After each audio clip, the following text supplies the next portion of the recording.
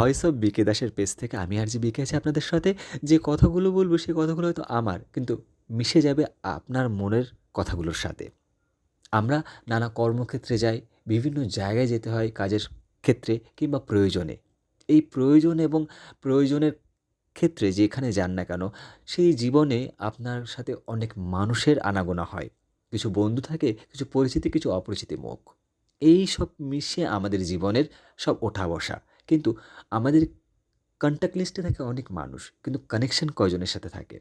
ঠিক আমাদের লাইফে খুব কয়েকজন সীমিত আছে। যেমন আমাদের ফ্যামিলি, বাবা-মা, আমাদের লাইফ পার্টনারও হয়তো ভগবান কিংবা এরকম নির্ধারণ করা থাকে। ঠিক আমাদের চুজ করতে হয় একটা জিনিস, বন্ধু কিন্তু আমরা চুজ করি, কে আমার বন্ধু হবে। সেই বন্ধু নিয়ে লেখা একজনের, সেটাই আমি আপনাদেরকে বলে বোঝানোর বা আপনাদেরকে সামনে প্রেজেন্ট করছি। শুনতে থাকুন ভয়েস অফ বিকে দাসের পেজ থেকে। শুনছেন আরজে বিকেকে। জীবনে একটা বন্ধু লাগে। ব্যথা পেয়ে ভেঙে চুরমার হয়ে যাওয়ার দৃশ্যটা দেখার জন্য হলেও একটা বন্ধু লাগে।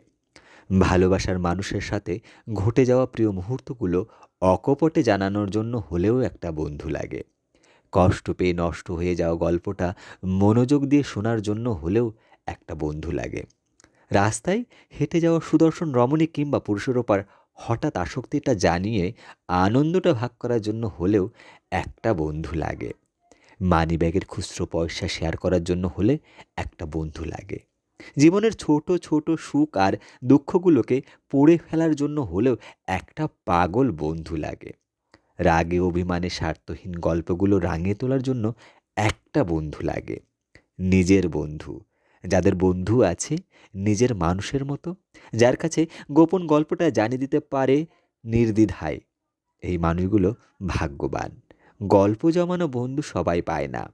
ক্লাস, বেঞ্চ পরিবর্তন করা শত বন্ধুর মাঝে নিজের করে নিজেরও একটা বন্ধু সবার হয় না।